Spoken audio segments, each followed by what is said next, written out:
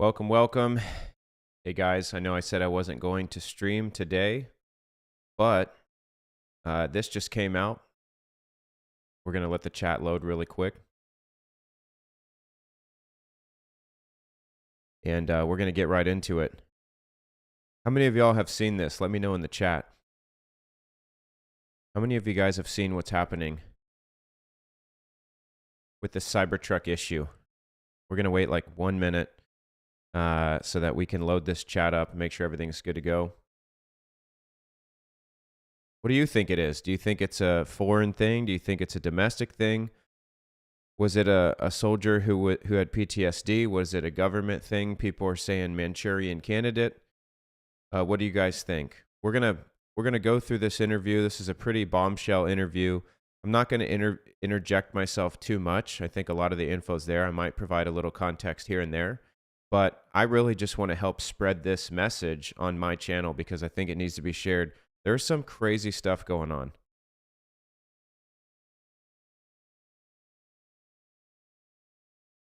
So without further ado, we're going to get right into it. Thanks for joining. Make sure you smash that thumbs up button if you haven't already, because this is going to help us reach as many people as possible. This is a breaking issue, breaking event. And so without further ado, let's just get right into it. I've already skipped ahead on this video somewhat. Let's pick it up right where we left off. You're here today because of an email you received from Matthew Livelsberger a couple of days before the Cybertruck bombing at Trump International Hotel in Las Vegas. You'll also be able to discuss what you know about the terrorists who conducted the New Orleans attack. Did I miss anything? No, that sums it up. Yeah. Perfect. I'll give a background on why that's significant so your viewers understand how this came into my inbox. Perfect. One other thing that I just wanted to say to the audience is, even though we are redacting these names from the episode, you passed that, I believe you passed that email on to the FBI. Yes. We're also going to pass it on to our contacts at the FBI. It's very obvious that people know it. Like I said, the CID has been telling everybody. In fact, we talked to Jeremy, who's sitting over there, my producer, me, him, and my attorney, Tim Parlatore. We're up till about 10:30 last night. Let me go ahead and pause here as well. And Sean says this, and I want to bring this up too, and I've said this in so many different areas. There's a couple reasons why I'm covering this, and I'm looking at the chat. There's a lot of different ideas out there of what's really going on. One of the reasons I'm covering this is I am a former Army officer. I served with the 1st Special Forces Group. This guy who, allegedly carried out the explosion is from 10th Special Forces Group. So that is in Colorado Springs. I serve with 1st Special Forces Group, who is in Fort Lewis, Washington. We also have a forward deployed unit in Okinawa, Japan. Now, as a military officer, this obviously piqued my interest. Over the last few days, and even I think maybe week and a half, we've been really talking about crazy government stuff that's been happening. Things are not as they seem. The drone things aren't as they seem. Trump says that the government knows what's going on. He doesn't know why they're not telling us. This guy touches on some drone stuff as we get in. So it's like all of this stuff is related. And so I want to bring light to this because, and we're going to end as we always do with hope and encouragement, with some practical tools of like, how do I not panic? How do I not worry in this time? Because some of the things they say can absolutely incite fear, incite panic. And obviously they don't do it for that purpose. But hey, sometimes reality can be scary. And you're wondering, how do I navigate this with my family? How do I navigate this as a human, as a citizen? I'm going to give you some of that context. I'm going to give you some of that encouragement. But I want to say this from the beginning. And we always test the spirits. We always pray about everything. You guys know what kind of method I operate under, which is that I do not come out and say definitive things unless I have evidence. And one of the things that Sean is great about and Sam, this other guy, is great about is they're saying, look, some of this stuff we can't validate. It lines up, but we can't validate it. Some of the stuff they can validate, and they're going to point that out. But I just want to make it clear that they are being very open, very transparent, it seems, with the information that they're getting. However, and I want to put a big however out there, just because someone has a great platform, and I'm included on this, I have somewhat of a platform. We're approaching 500,000 subscribers. Praise God. Don't just take someone's word for it. Sharon just made a great comment. She said, I would rather have more information. Our government doesn't give us any. Correct. I would rather just have all the information and then have to sift through and figure out what's real than have nothing. And so because I've already heard this, I've already seen that some of this stuff was vetted and was proven. I want you guys to see it. And then I want you just to chew the meat, spit out the bones. I want you to take it with a grain of salt. You're going to hear these guys even say that. You don't just take it as law because someone has authority. You don't just take it as law because someone has a good background. I hope that makes sense. It adds to people's credibility, but until something can be proven with evidence, we should always err on the side of, man, I'm going to need to see some evidence before I go all in on this, okay? So I just say that to say right off the bat, don't get too worked up at some of the things because they will tell you, hey, I'm going to speculate right now as to why this could happen. And I will tell you from a police background, many of you know that I have a background in law enforcement and solving crimes and investigating and doing research. We cannot take a speculation into court, and you're not going to convict someone off of speculation. But when you are in the investigative process, when you are trying to bring someone up on charges or figure out what happens, there has to be some speculating. You have to say, well, this evidence aligns with this, and so this could be the motive. We're going to pursue that. And so you don't always have all of the facts and circumstances, but I've used this this phrase before, and I hope you guys apply it in your own lives. It's what's called the totality of the circumstances. And it's when you look at everything and you go, with everything in mind, with everything that I know, does this make sense? Sometimes the answer is no, sometimes the answer is yes. And I will tell you, as a former cop, sometimes you have the totality of the circumstances and it feels like everything adds up, but it still doesn't. And that's because, I've always heard there's three things. There's this person's story, and then there's what really happened. And so sometimes you don't know what you don't know. And so I just want to preface with that. Again, because I'm showing this video is not me saying, hey, both of these guys are 100% right. And even they will tell you, hey, we're not saying that, all of this is law. We're going to give you some factual evidence, then we're going to speculate. So I just want to throw that out there. Let's get back into it.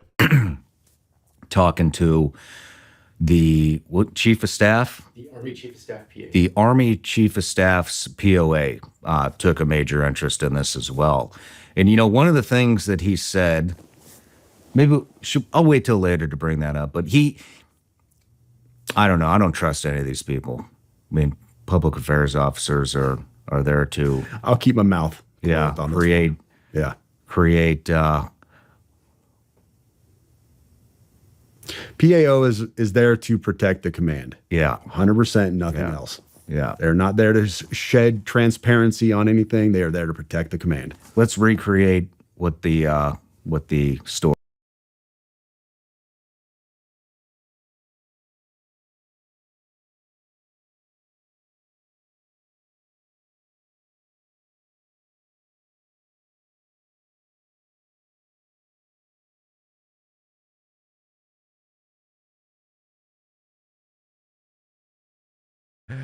Someone said I'm muted. Thanks for the heads up. What I'm saying is, hey, I'm not going to try to interject too much, but when I do, I just want to give context. If you just want to watch the video by itself, go to Sean's channel. That's why I left the description up in his page. But PAO is Public Affairs Officer, and they are basically the media for the organization. And so if you have the... Yeah, sorry, guys. I had my microphone turned off, so you didn't hear me sipping coffee. The PAO, PAO would be like Promise Keepers PR team, Public Affairs Officer. Who is the lead person in charge of that? There's a team behind them. They do pictures, videos, they do articles, journal stuff. They do the newsletter. They do any media at all. They do social media. And so every organization has a PAO. The Army as a whole has a PAO. And so when he's talking about the PAO, again, I feel like I'm going to have to pause a couple times and explain, because there's military terms, there's special operations terms that I know that you guys might not know. And so you'll be like, what the heck is PAO? Basically, PAO is the PR for the military. Is. But, and you know what's interesting? Fuck it, I'm just going to say it. You know what he said? He goes, on the call. Sorry, last thing here. I apologize. There is language. This is common with former military guys. I will tell you that when I got born again, my language did not stop right away. It took some time. And so I'm super encouraged because Sean has become a very outspoken Christian. He's an incredible guy, but he does still use some language. And so just be aware of that. Be aware of your surroundings. And I just want to throw that out there. And make sure, don't be casting stones, okay? There's a lot of guys that they get born again and then they're still working out their salvation, as we all are. So don't get hung up because, you know, he swears every now and then. Oh, he said, I didn't talk to him. I didn't want to talk to him. but so had them talk to him. He said, between me and you guys, this guy's DNA didn't match his son. And made it sound like it's some big secret. Then at 9:34 p.m., I think it was 9:34 p.m., the New York Post had a headline that said that this guy's, so they're trying to make it sound like this guy did this because maybe he found out the son wasn't his. But there's a lot more to this story, as you'll find out. So Yeah. So let's go to you, Sam.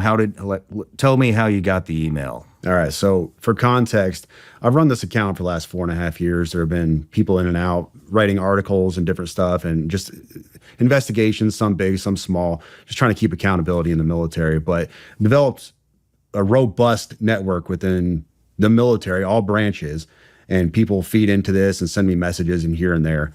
Nothing ever like this has ever come in. But well, it started off as comments. So when you have a big Instagram account, you're going to miss a lot of messages because people message, go to hidden messages and everything else. You miss a lot of stuff.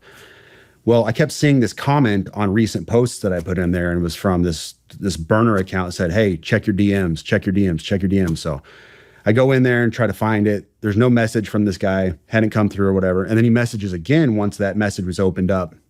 And I said, hey, your previous messages haven't come through.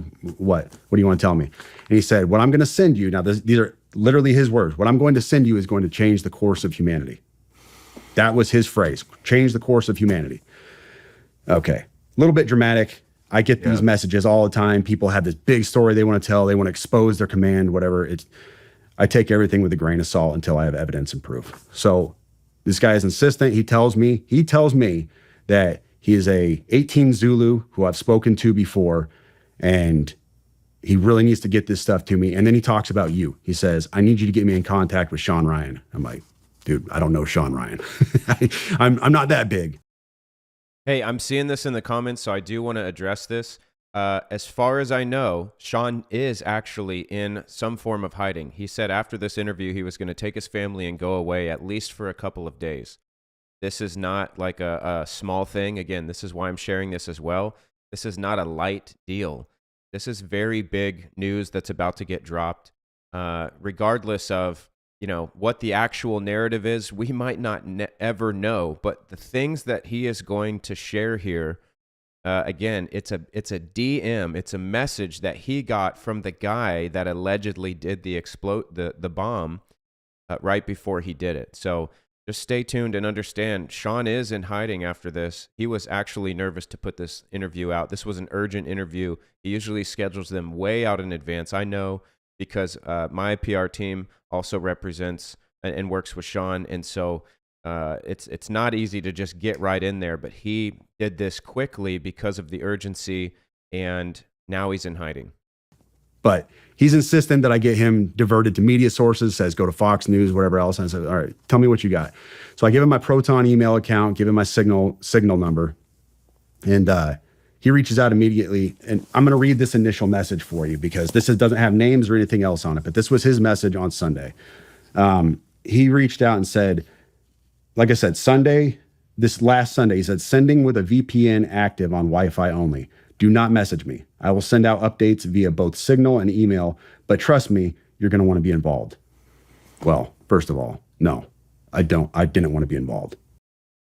Signal, if you didn't know, is a secure messaging app. Many people do trust it. I have a Signal account that I use with some contacts about certain things. Not trying to be squirrely, but there's just no point in me telling you who it is and what it's for. But just know that that's what Signal is if you're unsure. Anyways, and then so I didn't mess. Sorry, another thing. VPN. It's what I don't know what it stands for. But basically, people can they can change their VPN, which can, correct me if I'm wrong in the comments. I'm not an expert. I think I understand the overview. But when he's saying I'm contacting you from a secure VPN, what he's basically saying is I'm not traceable where I'm at, because you can trace someone's VPN, their IP address. You can know exactly where they're sitting when they send an email, when they send a text. He's letting this guy know. The bomber allegedly is messaging this guy and saying, I'm contacting you from a secure line. So, you know, he's laying the groundwork that this is a serious thing. I responded back to his original Instagram message, and I said, hey, I got your message on Proton Mail. And he said, cool, delete this. So I deleted it. That's how I ended up getting this message on Tuesday. So the message that this right here, this manifesto, if you want to call it that, came in on Tuesday. And when I started reading this, my initial take was, okay, this is off the deep end. It's bonkers. I can't validate or verify any of the stuff in this manifesto. Mm-hmm. And I told him that in a subsequent email. And I'll read that to you later, my response to him. And once again, my response to him elicited, hey, get me in contact with Sean Ryan, Fox News, and he even said Pete Hegseth. Get me in contact with Hegseth. And I'm like, dude, I don't have the incoming Secretary of Defense's phone number. Sorry, bro.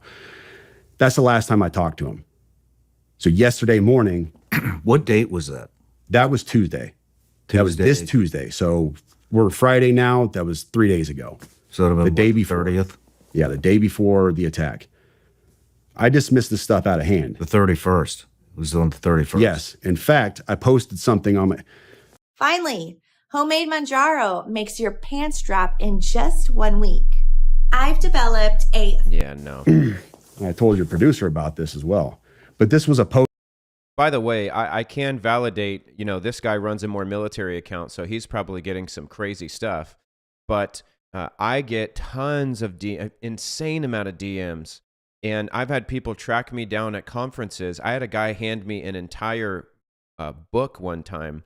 And it wasn't like a written book. It was a packet on why this certain person was the Antichrist, with his evidence and with pages and pages and pages of pictures and crazy notes.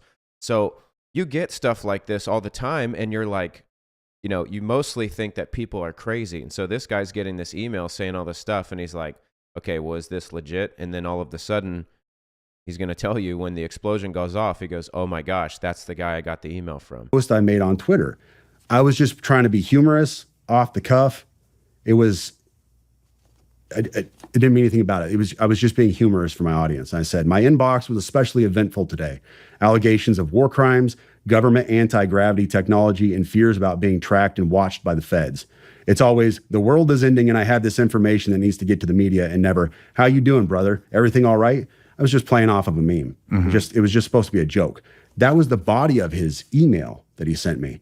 And I didn't think anything about it. I didn't know who Matt Berg was, Matt Livelsberg, or anything else. He told me who he was in the email. He pointed me to his LinkedIn account. I didn't know any of this stuff. And I was just kind of being humorous with my audience. Like, I get these crazy messages sometime.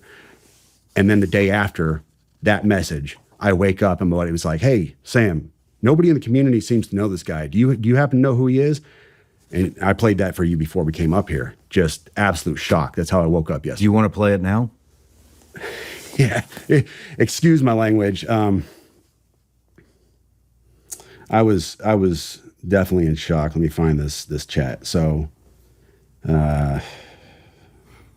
know, while you're digging through that, you know what we should do? I should get that Instagram account from you to see if they messaged any of our Instagram accounts, and we should also get that email I don't have address. it. I deleted it. You deleted it. He told me to delete it, and I deleted it. Okay. Yeah. We should also get that email address and see if they sent it in through the website, and see if he tried to contact us. Get that to the FBI. So I'm in a Hopefully military. they actually do something. Yeah, I'm in a military group chat. Buddy Green Beret, Corey, he says, at Sam. No, nobody I've asked in the community knows him. You is at 8:46 a.m. yesterday. So I woke up and I said, OF, I'm shaking. This guy emailed me 2 days ago. I'm not playing. And then he said, damn. And then this was my response to him at 8:48. Like, just woke up. Dude, I'm fucking shaking, bro. You don't understand. This guy emailed me and told me he was being watched by the FBI and Homeland Security, but they weren't going to do anything to him because he had a V-bid. I'm not fucking playing, dude. I have the email. I am shaking, man. This is nuts. And it goes from there. And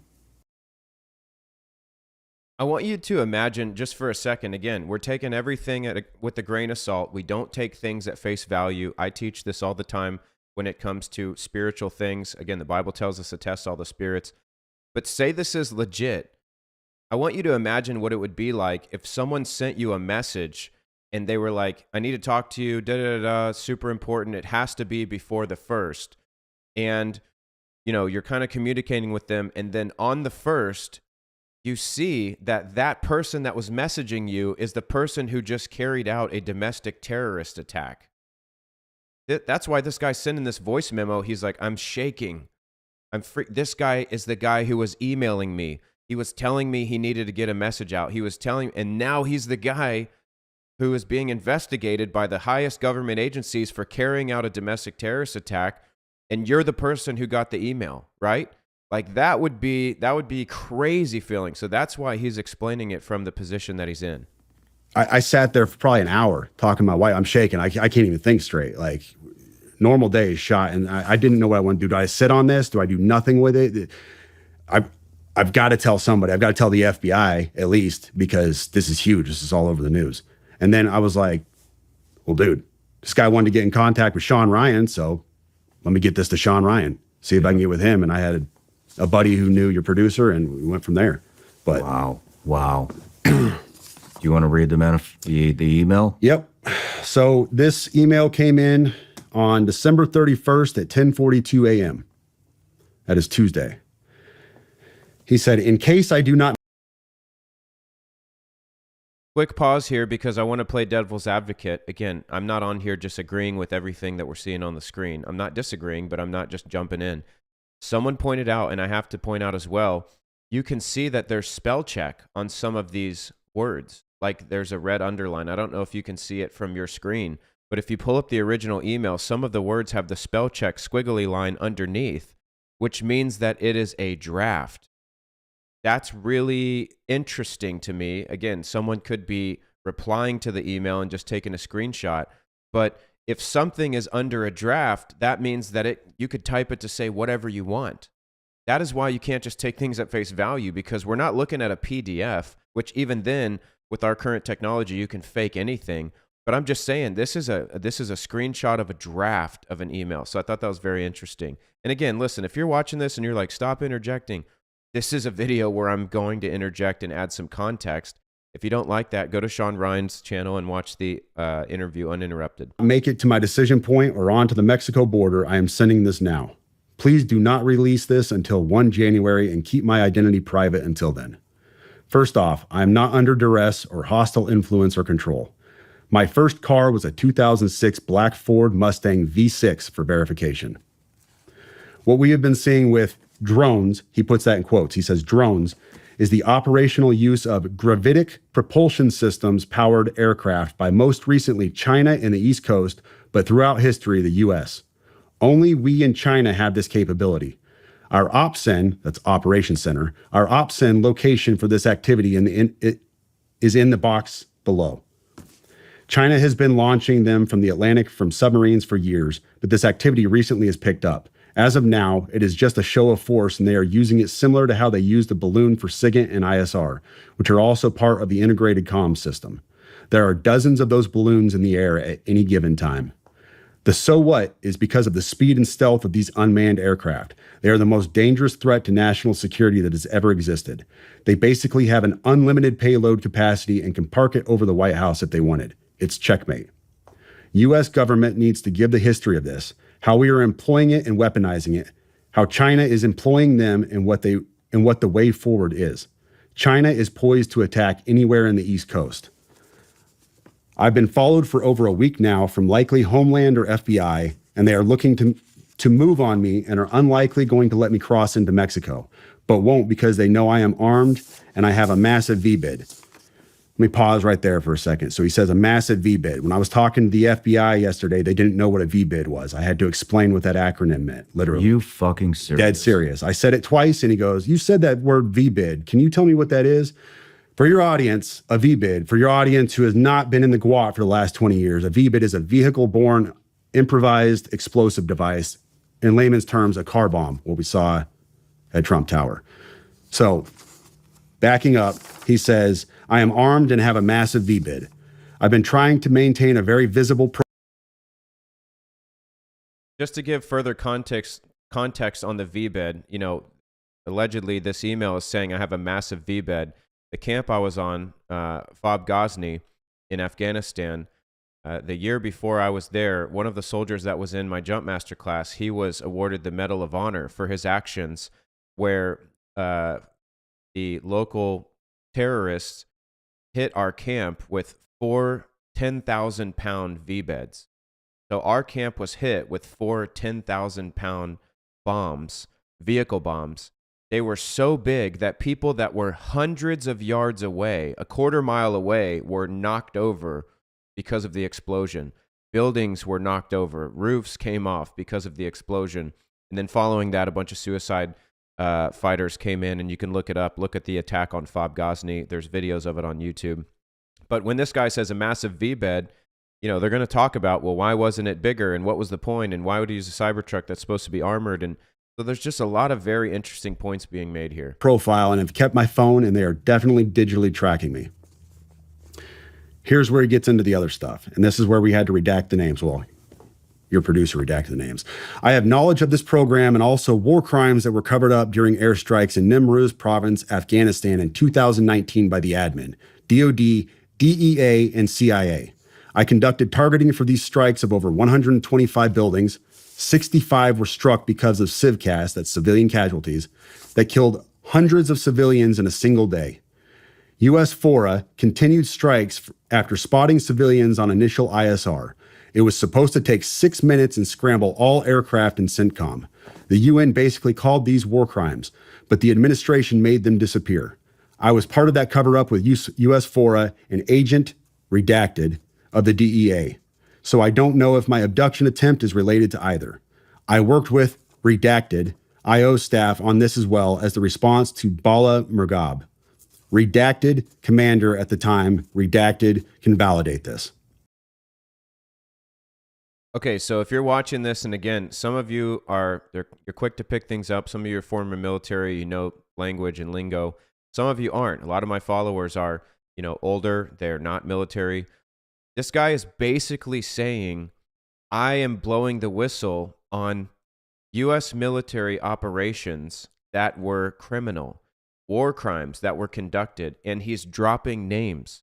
He's saying, this is the name of the mission, this is the name of the commanding organization, the parent organization, this is where it took place, here's the date. You can verify that this is true by going to this person. So that's why some of these names are redacted, because they're still operational. But this guy he's saying he's whistleblowing. And again, if all this is true, which the FBI can say something is legit, but again, do you trust the FBI? So it's like, who can you trust? And even these guys say this, but if this is true, then that could be part of the motive of why he did what he did, because he can't live any longer with the horrible things that he was a part of and helped cover up. You need to elevate this to the media so we avoid a world war, because this is a mutually assured destruction situation. Then he says, for vetting, my LinkedIn is Matt Berg or Matthew Livelsberger, an active duty 18 Zulu out of 110, that's 1st Battalion 10th Special Forces Group. My profile is public. I have an active TSSCI with UAP, USAP access. What is USAP? Do you know what that is? Okay, so top secret SCI, that's what TSSCI means. I had one of those. When you there's different levels of clearances in the military. SCI is one of the highest possible clearances that you can get. Even within that, there are specialized, just because you have a clearance doesn't mean that you can know everything. When it comes to secret information or classified or top secret, there is a need to know basis. But he's letting this guy know, hey, I've got the credentials, I know things, and here's how I'm validating it. So if someone says I've got TS/SCI clearance, that's pretty high up clearance. And a lot of guys in special operations, you have to have that minimum of clearance to even do some of these missions. If you don't, you can't even sit in on a briefing. I don't know what that is. But I checked his credentials on LinkedIn. So that was the first thing I did. I went to his LinkedIn page. First thing I noticed was all of his bona fides were in place. He has all the UAS training from USASOC and everything else. And so I said, okay, at least the guy knows what he's talking about. Okay, sorry guys, there's a lot to break down here. So if you know this, you're going to be annoyed. If you don't, you'll be thankful. UAS is unmanned aerial system, aka drones. And so he says this guy has UAS training from USASOC. I serve under USASOC. That's the parent organization. It's United States Army Special Operations Command. So he's saying this guy has drone training from United States Army Special Operations Command. Drones. That was a very rough dig into the guy. But my issue was I couldn't validate or verify any of this information. And I told him that. And how I responded to him was in a subsequent email. I said, worst breakfast for your waistline. Oatmeal's healthy, right? There's nothing good in oatmeal. Most oats cross-react. I said, this is obviously a very big deal, but I don't have anything to verify this information with. Talking about gravitic propulsion systems without evidence just makes me another UFO talking head. Like, I'm not going to go on my social media page and start talking about UFOs and anti-gravity systems and everything. I don't know what you're talking about. I can't. And he said, can I get on Fox News Contact on Signal as well as Sean's show? Hegseth would be good too. That was his last message to me. Wow. Yeah. The thing is, what is a gravitic propulsion system? To be honest with you, it is a fancy term you're going to find in science fiction.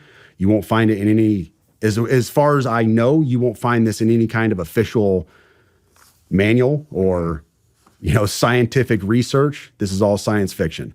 So, but what struck me is his use, what strikes me now, not then, but what strikes me now is his use of a very specific term that nobody else would call it. If you asked me, I would say an anti-gravity propulsion system. That's how I would describe it because I don't know this stuff. He said gravitic propulsion system. We looked that up last night too, and all we could find was same thing, science fiction type stuff. But, there are some things that line up. One is, like I had mentioned, well, let's talk about the guy's story. Obviously, he had a VBID. Obviously, he was in the military and served. And the thing that he was talking about in 2019, we pulled a report. This is from October 9th, 2019. UN report find alleged drug facilities were not lawful target airstrikes caused significant civilian casualties. The United Nations Special Report, which examines the impact on civilians of the United States airstrikes on alleged drug processing facilities on 5 May 2019 in Afghanistan, determines the operation caused a large number of civilian casualties. The report also examines the legal framework applicable to this incident. In June 2019, the UN assistance mission in Afghanistan, together with representatives of the Afghanistan Independent Human Rights Commission, conducted a site visit to areas impacted by the strikes in Farah Province, Bakwa District, as part of its extensive fact-finding into the 5 May incident. The UN verified 39 civilian casualties, among them 14 children, 1 woman, from multiple airstrikes on more than 60 sites that the United States Afghanistan identified as drug production facilities in Bakwa District and in parts of neighboring Delaram District of Nimraz Province. Moreover, the UN is working to verify credible reports of at least 37 additional civilian casualties, the majority of whom were women and children. Although airstrikes on the alleged drug processing facilities had taken place before, this was the first time that UNAMA had received reports of large number of civilian casualties resulting from such an operation. And it goes on.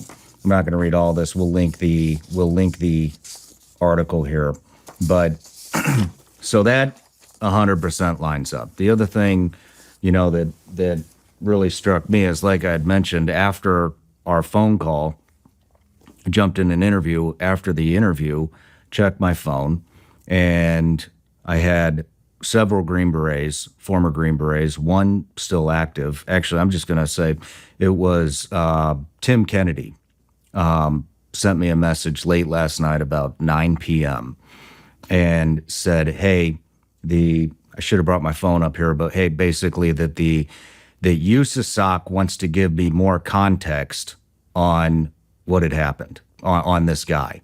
And so first I wasn't going to take the call because I don't trust the government anymore. I don't think anybody does.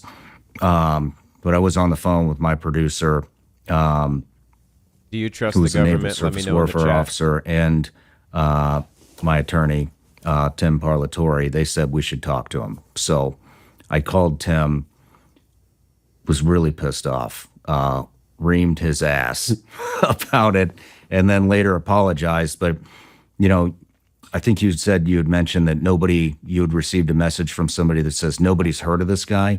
Tim sent me a picture of him shooting with this guy. And I don't know if I should release that photo or not, but Tim basically told me this. So I got the POA's number, the public affairs officer, sent it to Jeremy and Tim. He talked to them. And what they wanted us to know was that this guy was an upstanding soldier, an excellent operator, was moving on, was moving towards retirement and moving on to basically enhance the future of warfare. They wanted us to know that. Then the PA officer, sounds like almost jokingly said, which I don't know why you would joke about this, said that, and between us, which why the fuck would a POA officer say between us? I mean, if they didn't want us to know that information, then they just wouldn't have told us that. But they wanted us to know, obviously, that the DNA with his supposed child was not a match. And so I think what they were trying to do is basically make this out to be, this is why this happened. He got bad news that that's not his child, and so that's why he did it. But with all the other context, especially with the 2019 incident, which was obviously a cover-up. Check this out. I'm going to show you how I afforded this car. Okay, you ready? All right, 100. I think that has a major role in this. Okay, so if you're still tracking, basically the Special Operations Command came out and said, hey, we want to give you some more context. And then you've got some PAO person, public affairs officer, again, PR person for the organization, and they're saying, and again, this could be true, this could not be true, not the comments themselves, but the motive behind it. They're saying he was a good soldier, he was great, and, he did just find out that his son, the DNA didn't match, AKA it's not his kid. And so, like Sean said, the guy said it almost jokingly, like, I shouldn't tell you this, but or between us, like, no reporter, no PR person is going to share intimate details or secrets with someone that they just met and say, between us. And so he's saying, hey, that's kind of suspicious, but they're basically trying to say this could just, and again, this is speculation, but what I'm gathering from this, and let me know if you feel the same way, and Sean is seeming to feel this way, is that the message from the command is he was a great soldier, he was about to retire, but he just got some really bad news, and so that could have motivated him to take his own life and do something like this. Okay? That's their messaging from what Sean is saying. However, we've got these emails over here where this guy is saying, I've got dirt on the U.S. government. We have committed war crimes. They've been covered up. They've been lied about. Here's the names of people. And then he's saying, I think I'm being followed. What are you guys thinking so far? Again, there's a reason I'm showing you this, because for the last week and a half, I've been showing you how the government has lied to people in the past. I showed it to you with health stuff, with water, with cloud seeding, with, I mean, every possible way that I could show you. Don't put your faith in the government. Why? Because I'm a preacher. I want you to put your faith in the Lord. This good book right here is the only thing you could put your faith in. If you put your faith in man, you're going to get burned. And so I am trying to systematically show you that no one can be fully trusted except God. Put your faith in God. Come on, let me get an amen in the chat for that. Let's keep watching. I hope you guys are enjoying this. The other thing is, I started receiving a lot of messages from one of the redacted names who's a DEA agent, the one that he's talking about in the email to you. We got it from multiple sources, one of which was actually a videographer for me, I think 4 years ago. He worked for me a very short period of time. I had to let him go. He joined the Army, went to OCS, became an Army officer, sent me a text, super freaked out. Apparently he was on some rafting trip with somebody that knows the DEA officer and said, hey, this guy's still operational. He wants his name redacted. Wow. Not the only one. Then I received a message from another very close friend of mine who's been on the show several times saying that he got word that this guy was still operational. And so that's why we decided to redact his name. I was getting upset because I didn't receive any communication up to that point. Well, then I checked my LinkedIn. I said, let me see if this guy actually messaged me. Sure as shit, that DEA agent did message me, said that he wanted to talk to me before tomorrow's interview. It was really important. Wow. We tried to contact him, not from my phone. I'm not calling any of these people, but from somebody else's phone. He didn't pick up. And we weren't going to send any text thread to show any communication between us any more than the LinkedIn message. And I didn't hit him on LinkedIn. So that also 100% checks out. Now, the weird thing is anonymous as this guy wants to remain, if I remember correctly.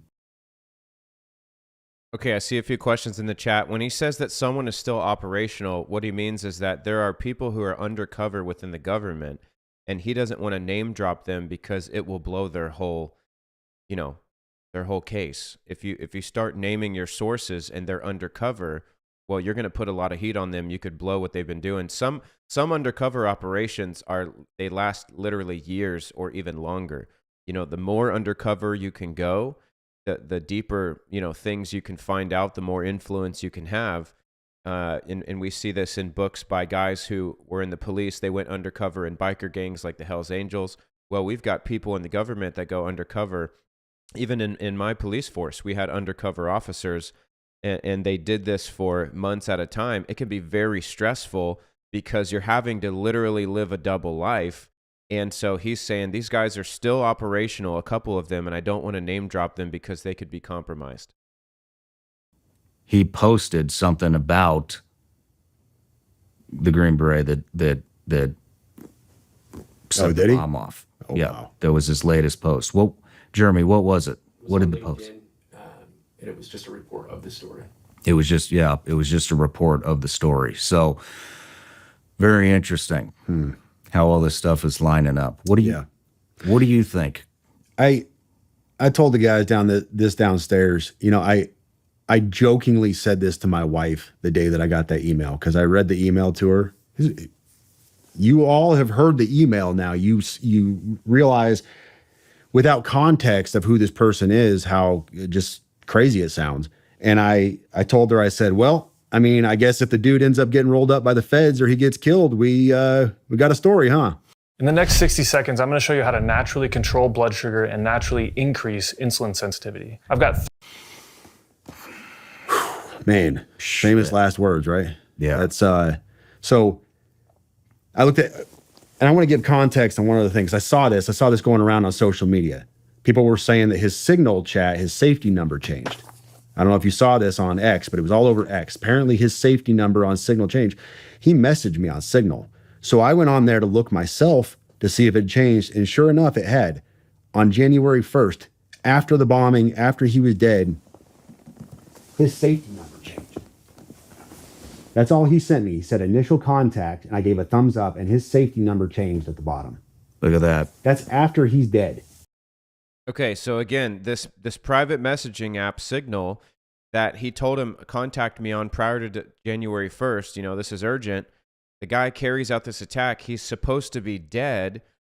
And now Sam is getting messages from the dead guy's Signal after he's supposed to have carried out this attack, and it's saying initial contact.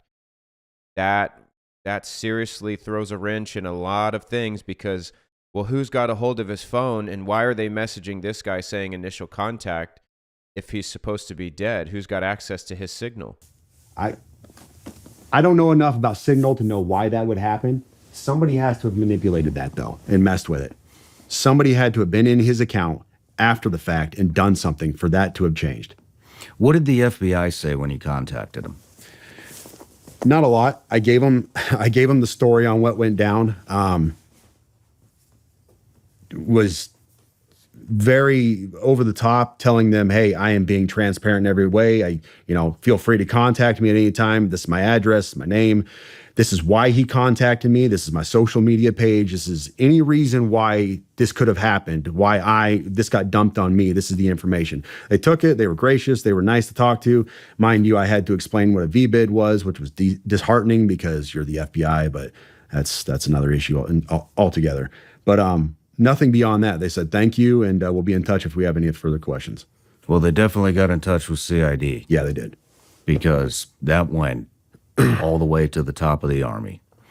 And, I'm going to dig in a little bit more on this report from 2019. However, according to international humanitarian law, including international customary law, facilities that contribute economically or financially to the war effort or of a party to a conflict are considered civilian objectives. The report jointly produced by UNAMA and the UN Human Rights Office concludes that the drug facilities associated with workers may not be lawfully made the target of attack and should be protected. The United Nations maintains that considering these objectives and individuals legitimate targets dangerously erode the fundamental principle of distinction, placing the broader civilian population and infrastructure at risk. The report sets out a number of recommendations, including that the appropriate and legal response to illicit drug activity is through law enforcement, not military operations that endanger civilians. Well, and here's the thing. We want to know why the DOD is scrambling on this, why the FBI pushed this to them so quickly, to CID all the way up to the very top. These are very, very serious allegations. Yeah. I mean, this is like UN level opening an investigation type stuff into alleged war crimes. This is Okay, if you didn't know, DOD is Department of Defense. They oversee all branches of military. And then you've got the Secretary of Defense who oversees that, and that is Pete Hegseth. Well, he's the incoming in the Trump administration. We're looking forward to him coming in. What Sam is saying is that when he says this is UN level, what he's saying is this is United Nations. The United Nations, if this stuff, even if it's not true, the allegations alone should launch an investigation by the UN into the U.S. committing war crimes. So he's saying this is not some small thing. I want to make another comment, too, because I saw this, and they're going to touch on it here briefly, but someone said, oh, yeah, him and the New Orleans guy were in Afghanistan together. That doesn't actually mean anything. The military, while it's 1%, less than 1% of the whole population, it is a lot of people. There's a lot of people in the military. My base had over 30,000 people on it. I mean, that's a small city. There's a lot. So I'd meet people all the time, and they'd say, oh, you're in the military? Do you know this person? Dude, I didn't even know everyone in 1st Special Forces Group, and there were over 5,000 people there. So just because someone's at the same base, even in the same, division or the same battalion as someone, you might not know them. And so it doesn't really mean anything that they served at the same base. Again, Fort Bragg is a massive base, or that they were in Afghanistan together. There were periods of time where there were a lot of soldiers in Afghanistan. So just be careful, when you're making these you see these parallels be careful jumping down, that rabbit hole, because it doesn't mean because two people were in Afghanistan like they were colluding on a terrorist attack. This is no joke. It did happen. Yeah, the ripple effect is going to be massive on this. It did happen. I think we should take a quick break. I want to scrape our email to see if this Green Beret, what's his name again? Matt Livelsberg. Matt Livelsberg. Let's see. Burger. Okay. Let's see if Matthew Livelsberger sent us an email through our website. Ryan showed. This is how to get in shape fast. If you want to drop this, start eating more of these. .com. And by the way, all these emails will be posted on my ex account, Sean Ryan 762, and your ex account, Samusor. All right, here's the message traffic. Hey man, this is an active duty SFTM sergeant out of 10th. I want to blow the whistle on our activities in a certain place. I'm willing to. Okay, some of that is so obvious to you, but the rest of you don't know. He says, hey man, this is an active duty, so not in the Guard, not in the reserves. He's serving full-time in the active duty Army. SF, Special Forces. TM, SGT is Team Sergeant. So he's saying, I am the second in charge of a Special Forces team, and I serve in 10th Special Forces Group, which is the same group as the alleged bomber. Sit down with you on the 31st in Flagstaff, or do it remotely via phone. Must be done before the 31st, as I'll be leaving. So we'll be sending this to the FBI as well. Love your contact. I'm also gonna hit some people I know over there, but I just, these people don't always talk. So I think it'd be good to keep some continuity here. But so we did receive an email. What was this guy's? You deleted the message. The burner account on there, I did. He told me to delete it, and I did. It's a common practice. People get spooked and they want it deleted, so I do it for them. Yeah, I was going to throw that up there, but there's tens of thousands of messages in there. Yeah. I mean, it's very obvious why he did this, I think. He wanted to bring attention to the incident in 2019 that got covered up. Do you have any insight, any theories on this? So we had a running theory downstairs. I've seen all of the conspiracies. I've seen all the questions about, all right, this guy is 20-year Special Forces. He just got done with Team Sergeant time. He is a very qualified and very capable Green Beret. Everybody I've spoken to who knew the guy prior, yesterday I spoke to several people, to include his old team leader, who's now Lieutenant Colonel. Said he was fine. Nothing out of place. His mental state was not something that anybody was concerned about. His ex-girlfriend posted photos of him bragging about how he got a Tesla and all this other stuff. So stick with me here.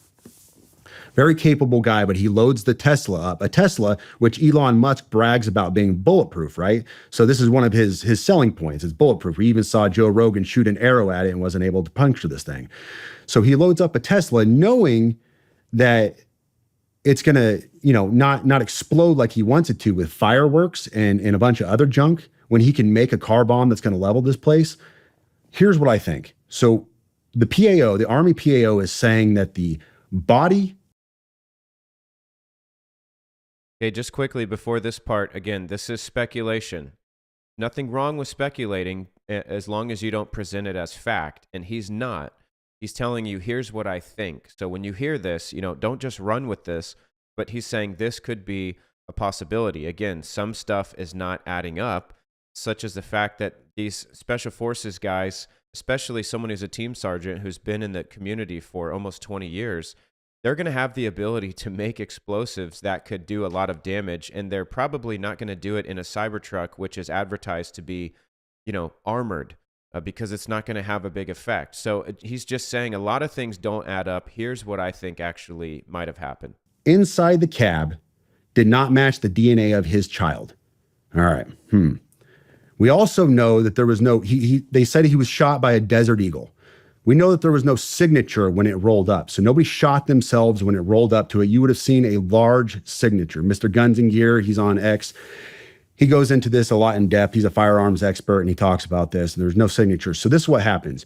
You get a Tesla because you know it can drive itself up to the hotel, the Trump Tower. You put a body in it, roll it up. It's already burned up. or it's already shot, excuse me. You don't want to kill anybody because that's not the message you're trying to send. You're not trying to level the tower or kill a bunch of people. So you load it up with fireworks and a bunch of junk to send a message. And we know that his signal number or his signal safety number changed. That can't be done unless you're inside that signal account. And a lot of people conjecture, was the FBI inside his signal account, whatever else. But what if he accidentally changed his safety number, goofed up there? He rolled a body up in a Tesla, specifically because a Tesla can drive itself up to the tower, and did what he did to send a message to expose his stuff. And he's still alive out there somewhere. Well, the other answers a lot of is, questions. The other thing is maybe the FBI wasn't in his phone. Maybe, I mean, this guy's obviously very competent. I mean, he's got a TSSCI clearance. I'm sure the polygraph has been associated with USASOC. Obviously, he was on this operation in 2019. By the way, the general in charge of that was General Miller. You'll see that in the email that we post on X later after this interview comes out. You know, maybe he changed his number on purpose and switched phones because he obviously was tipped off or conducted his own counter surveillance and caught Homeland or FBI tracking him. And so I think there's a very good possibility that that Matthew Livelsberger might be still alive. It checks, as far as I can tell, it checks all the blocks. The Desert Eagle, you know, the Desert Eagle, I mean, yeah, a little over the top firearm. But if you think about it, if he was going to kill himself or whoever was in that car was going to kill themselves, look, if I was going to commit suicide with a firearm, I would go with the biggest possible caliber of bullet that I could to make sure that it actually worked, because I wouldn't want to be sitting there choking all over myself with a fucking 9mm or something. True.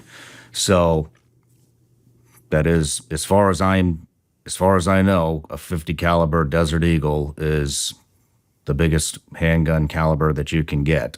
And so that could play into this as well. But there's a lot going on. Was there something in that email again that said that this would prevent World War III with the UAP? Well, it didn't say it would prevent World War III, but he was asking that, he said, you need to elevate this to the media so we avoid a world war, because this is a mutually assured destruction situation. I wonder what he's trying to do with these, what he's trying to tell us with these drones.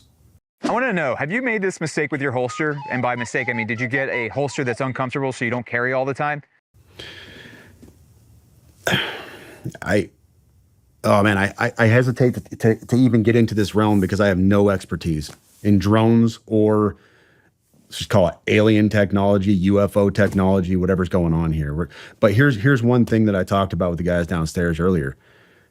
Several weeks ago, I don't know if you saw that video. It was a New Jersey sheriff or chief of police. I can't remember which, but he flew their own drone up, their own department drone up to try to figure out what was going on. So we had all these drone issues that were being cited off of New Jersey and everything. And what he commented on video was how fast these things were. He said, we have a pretty robust drone, and they flew it up there to try to catch these drones that were there, and they just, bam, they were gone. He said there was no catching them, never seen anything like it. They don't even know. They have no idea what that could have been. And so you have this capability that is, I guess, in line with what we hear about anti-gravity being. And I don't know. It makes you wonder. Well, you have the stuff with Ryan Graves and is it Dave Favor? Commander David Favor. The Commander David Favor, who, you know, was it the Nimitz? He was in the Nimitz strike group in 2004. Yeah, the Nimitz strike group in 2004 that reported those UAPs coming out of the water that had no propulsion system. I remember that. But, you know, and it's interesting that nobody seems to know what the drones are, and it just, you know, kind of disappeared out of the media. And, you know, and the other thing is we do have the capability to take these drones out. While everybody was trying to figure out what the drone's on, I brought on a very prominent businessman, Joe Lonsdale, who is the co-founder of a company called Epirus. Epirus is they manufacture these directed EMP weapons that can take out 100 drones at a time with a basically it sends out a simultaneous different directed EMP weapons. Brought him on. He's also founder of Palantir, big AI platform that the military's been using. Sure. That kind of revolutionized warfare. Big fan. So so we could have taken those drones out in any moment in time. In fact, I know those are deployed. So that could be. So he had two objectives. One, he definitely wanted to bring light to 2019. That obviously affected his code of morals, and the drones. Yeah. And he's obviously very worried about World War III, which I think everybody right now. But why Trump Hotel? Why Las Vegas? Yeah. Conjecture and speculation at this point. I couldn't even tell you. You know, I've heard both sides. I've seen them finding posts from his wife, who's very allegedly. I'm not saying this. I'm just saying what has been put out on social media is very anti-Trump. She has had a number of anti-Trump posts, and then him, who his family say he's a stalwart patriot, Trump supporter, all these other things, which I guess if I had to guess, just in the realm of conjecture again, I would say Trump Tower. It draws more media, more fanfare. Was this an assassination attempt? That kind of stuff. So you get more press, more media pulling into it because it is such a significant namesake, if you will. But at the same time, it was a fireworks display and very little more. And if I'm running with the theory that I proposed a little while ago, he didn't want to hurt anybody. He wanted to send a message. No, I mean, it's very obviously, look, the guy's got great tradecraft. You know, I mean, he changed his signal number, if that was him, or his, whatever the contact number on Signal. 20 plus year in special operations at the highest level. Picked a car that's bulletproof to do this. I think, there definitely wasn't mass casualties. He wasn't trying to hit mass casualties, because otherwise he would have done it at another location as well, or the bomb would have been bigger to take the entire building I agree. out. And so this definitely wasn't, in my opinion, this definitely wasn't incompetence. Another thing to support this. So you got the email. He desperately wanted to talk to you before December 31st. He knew beyond a shadow of a doubt, January 1st was go day. Nobody was pressuring him. At the beginning of this email, we see, first of all, I'm not under duress or hostile influence or control. Okay. So he says that he reached out to you. He was very emphatic that it had to be before December 31st because he was doing this thing on January 1st. For some reason, that was a landmark day to him. Maybe it was just because big day for everybody, January 1st. But he was very emphatic that was the time. And then the thing he was trying to do was, overall, more than anything, was get a message across on the biggest platforms possible. He was trying to talk to Pete Hegseth. Why would you want to talk to the Secretary of Defense? He's trying to blow the whistle on these war crimes. He's trying to say this thing happened, man. Like, I can't live with this anymore. He desperately needed to talk to you, the biggest platform out there. He needed to talk to Fox News. I need to get this message out. That was his overall goal. In everything else, everything I've seen, I have not seen the intended goal was to kill himself or to create a mass casualty event. It is to get this message out. And how can I do that? What is the biggest bang for my buck? How can I get that done? That's what I'm seeing here. Yeah. It's a damn good point. Wow. Do you think there was any correlation between him and the New Orleans attack? No. I don't either. I looked at all of that. I looked at the posts. I looked at people are scrambling for news. Everybody wants to post something. They want to be the guy on social media that posts the groundbreaking thing. And I saw these connections to Fort Bragg, and they deployed together at this time. And great. So did 500,000 of the rest of us. Yeah, exactly. Just like I said earlier, and not throwing shade at anyone, but there are a lot of accounts that they just hop on whatever the current thing is with no research, with no whatever. They'll post videos that'll come out to be fake or doctored, and then they'll never retract it. They'll never say, oh, sorry. It'll just disappear from their feed, and you'll wonder, well, what in the world? You look at people's videos, and the comments are like, dude, this is fake, or this was disproven, or this was out of context.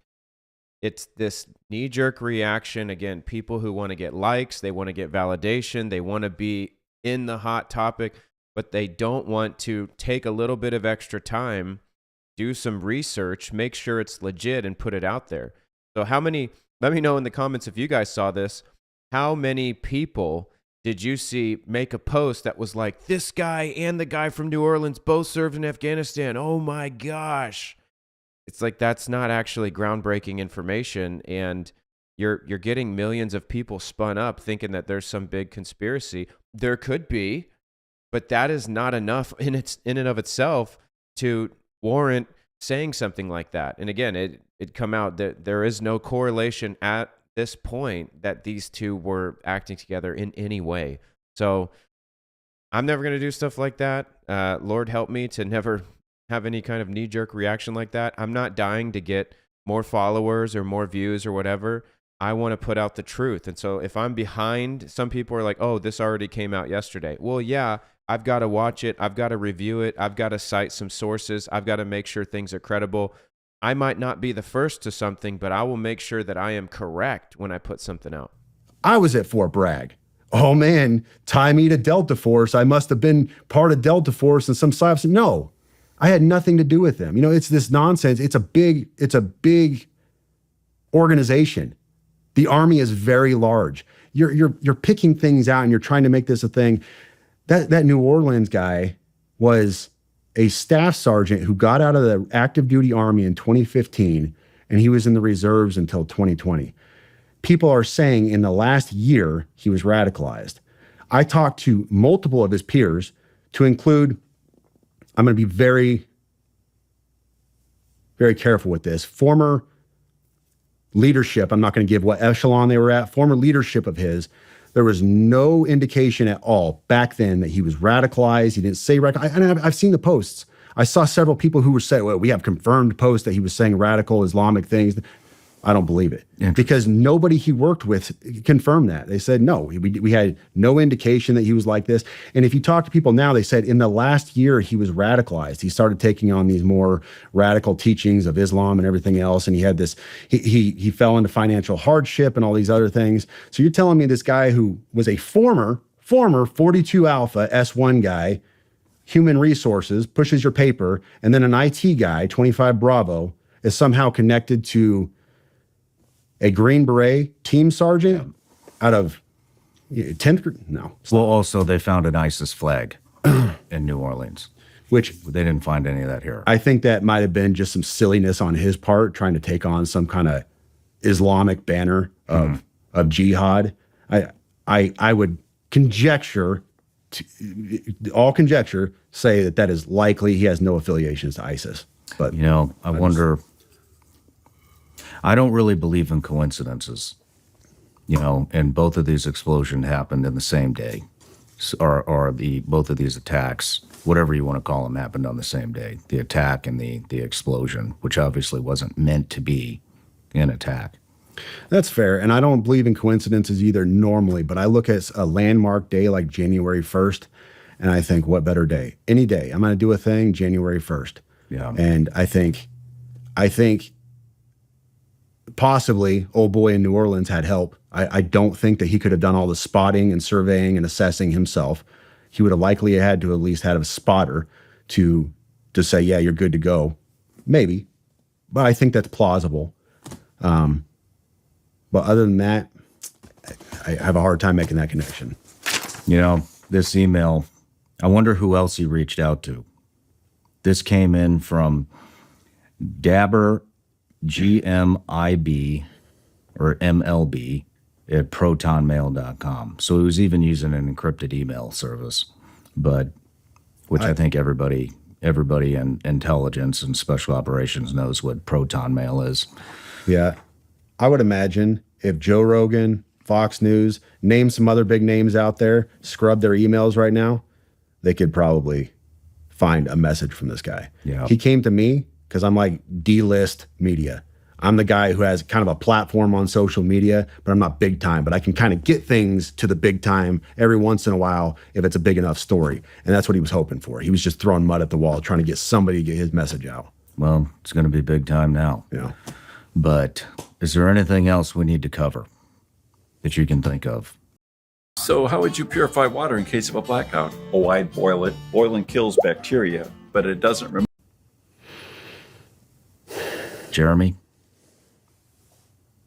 Did you want to go into the other item we talked about in the ride over here this morning? Oh, can I say it? Yes. Yeah, the man pads. Well, I'm unfamiliar. All right. So I'm saying this with, you can decide to use this or cut it out. This is hard to work with because keep in mind, let me give some background on this. I'm an intelligence analyst and I've spent many years validating sources, taking information in, putting it back out, telling my humenters, hey, this source, this is valid. Let's, give him a rating of this, do this, recommendations. So we can identify good sources in the field that give us information, and we can say, yes, this is an A source versus an F6. This is just garbage. Somebody got paid for something. I still work in intelligence. I'm an intelligence officer. I work for a nonprofit. We Remnant Ministries out of Texas. In fact, the website is in my bio on X. I work for Dr. Pete Chambers, Green Beret, and we were involved in counter-human trafficking, along with just providing ministry to all kinds of stuff. Border operations. Most recently, we've been involved in West North Carolina a great deal. And we had some confirmed reporting through two solid sources. And this is where I have to be very iffy. And I told him in the car, and he can tell you offline, I cannot say this on the air, but we had two solid sources, one south of the border and then one from an element within our own government. So I want to make a quick comment. Again, we don't take anything as truth, just straight up, even though this guy has a credible background of intelligence and is still ongoing in intelligence. That doesn't mean that people don't get on here and say crazy stuff. Again, someone brought up Billy Carson. I did a video against Billy Carson. I showed the West debate. Sean had Billy Carson on there. Billy Carson has been proven to be using forged documents, to be using fake translations to push his own narrative, talking about Jesus never died, Jesus had a wife. So just because someone is on a podcast and they say that they're an expert in something or they have history in something, that doesn't automatically qualify them. And so, and I'm not saying this against Sam Shoemate. I'm just saying when you hear things, just take it all with a grain of salt. Again, the other comment I want to make is people have said this, because he won't name drop, what's the point? Why even say this if you can't name drop? You might not even be telling the truth. Well, you have to look, what if it is legit? Okay, does he want to burn two good sources that he's got, one who is south of the border and one who's within the U.S.? If these sources, part of working with undercovers and working intelligence is that you don't want to give up your sources, because they're giving you information. It's often free-flowing, and they're able to operate without fear of being compromised. That is kind of part of the deal. And it's a messy world. It's a muddy world. And so I just want to say that as a preface, just because he's saying, I don't know if you want to use this part, he's given Sean kind of the heads up, look, if this is too, I can't confirm too many things, maybe you don't even want to air it, but I definitely can't tell you the names on the air. That's the reason. That confirmed independently of each other that some Iranian-made man pads, so surface-to-air missiles, had come across the border. We had the location and everything else. Well, Doc, that's what he goes by, Doc Chambers, he put this out on a podcast, and I was very emphatic, like, this is not stuff that I like to put on social media. I'm an intel guy by trade. This stuff is not for social media consumption. We got this to Secret Service. We did the whole gamut and got everything pushed to them, and that's why Trump was pushing a lot of this stuff out when he was, because we had told the Secret Service, and they had the reporting and everything else. But we have not, to my knowledge, have not recovered those man pads. Now, I'm not privy to that. But what I do know we have done is we have apprehended the couriers on a second run of theirs. And we have local law enforcement got together with federal law enforcement and rolled up the safe house in, I will not say that on this show, but they rolled up the safe house where it was. And we have since identified what that issue was on the border. Okay, so again, for context, and I heard this earlier, but there's a reason. People were asking me in the comments. I ignored them when I was doing my drone video. People were saying, what about the missiles? What about the missiles? There was a theory going out that the drones were over military bases and things like that because they were actually looking for weapons of mass destruction and missiles that had come from overseas. I didn't comment on that because I wasn't knowledgeable. I didn't have any evidence. I didn't have any sources on that, so I didn't even touch it. So now this guy is saying he has two credible sources, one from south of the border, one in the U.S., that manpads or surface-to-air missiles, that you shoot from the ground into the sky, they have come from Iran. And he's saying that they don't know where the missiles are, but they did catch the guys who were moving them, and they, busted their safe house. So, and he's not giving up that info as well. That's what it seems like he's saying anyways. Let me just, where did they come through? They came through an actual point of entry in a legal point of entry along the border. I'd have to pull up the original reporting, but we had the actual. So we now have Iranian missiles. Who knows how many inside the United States? That is not something you're going to see in a lot of places. Like I said, I didn't even want to talk about it. It was one of those things where I was just amplifying what he was putting out already, because I was like, man, I don't know about putting this out.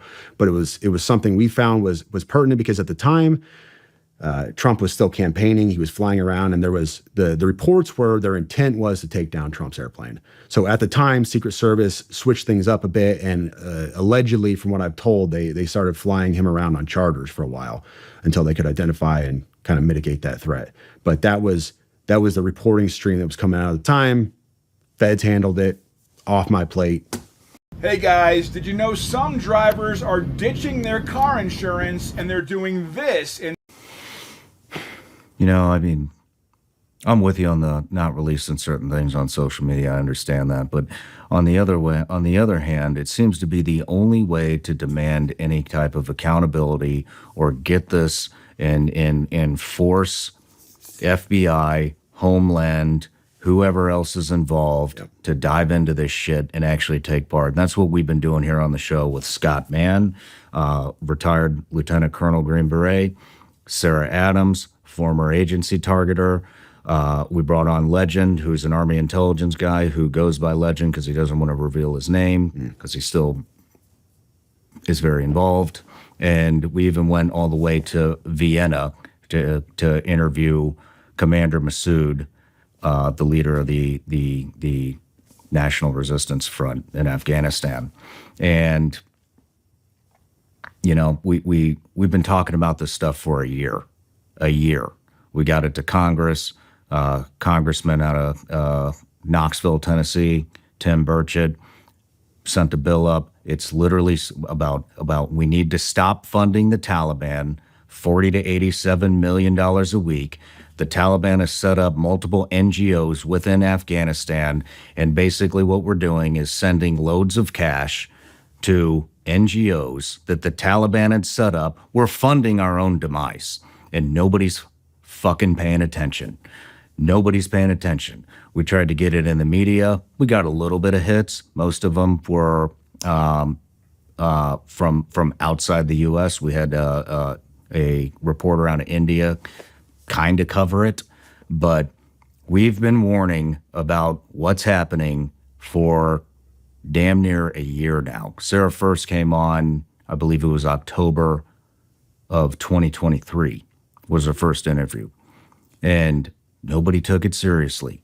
Now we have the New Orleans attack. We have Iranian missiles. We have these invisible bombs. Do you know about the invisible bombs? So now these terrorist organizations have developed invisible bombs that will get through metal detectors, any kind of screening device that's out there, and they brag about this. And now we just did a Twitter Spaces with Sarah Adams, and they are now bragging that what we know about the invisible bomb, it's now even more advanced than it was before. So that means they can get this into stadiums, they can get this into airports, they can get this pretty much anywhere they want because you cannot detect it. That's scary. Yeah. Great. So, for the people out there, look, there's no stopping what's here. You cannot stop this. Nope. You can't roll it back. Not you can't with put what the we genie back have in the bottle. already in here. We have sleeper cells. Yep. We're already getting reports that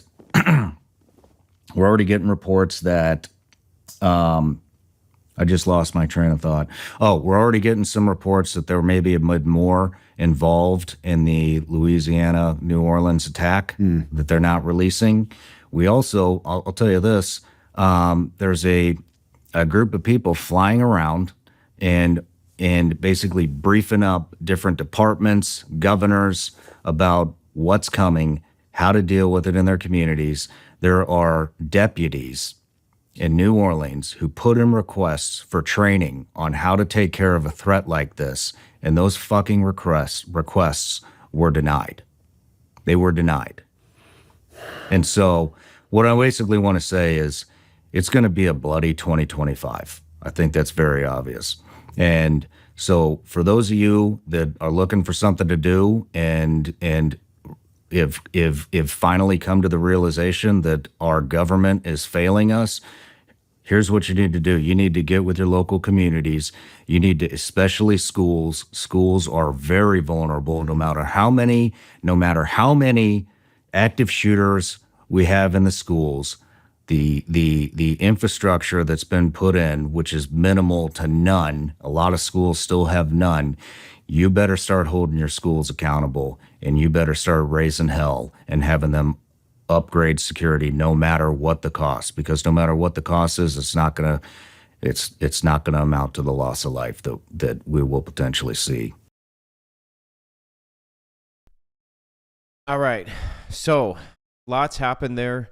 Again, you can't take anything that you hear as absolute law. You don't want to get in a place where you are scared. But it is important to know all of the information. It's important to hear what's coming out. Again, what's true, what's not. We're going to need discernment. We could be being lied to. We're often being lied to by the government, by the media.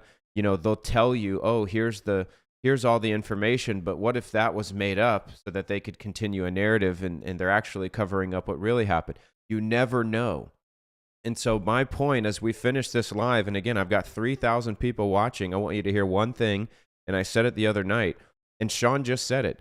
You cannot stop what is going to come. You just can't.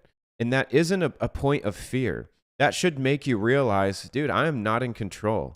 How many of you know that you do not have total control over your life? You just don't. A meteor could hit the earth tomorrow and it could kill us all.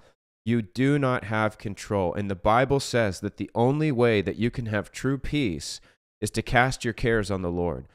If you are not a Christian, then you don't have peace with God. And so you are going to have this reverb in your spirit because you are not right with God. But even as a Christian, if you are right with God, you could still have anxiety, you could still have worry, you could still have fear because you are operating from a place of control. You have to release that control. You have to trust that God is a perfect Father. He's going to care for us. And one day, ultimately, regardless of what happens on this earth, we're going to be with him forever if you are a Christian. So I want to encourage you as we end this live. Thanks for watching. Let me know what was the wildest thing you heard in here. Again, take it all with a grain of salt. Don't take it at face value, regardless of who's telling it to you. You can't trust anyone except the Lord. So get in the Bible every single day. And if you want to join me, I'm reading the Bible cover to cover every single morning in 2025, live on my YouTube channel at 8 a.m. Eastern Time. So join me tomorrow morning as we get back into the Bible. Thanks for watching, guys, and we'll see you next time.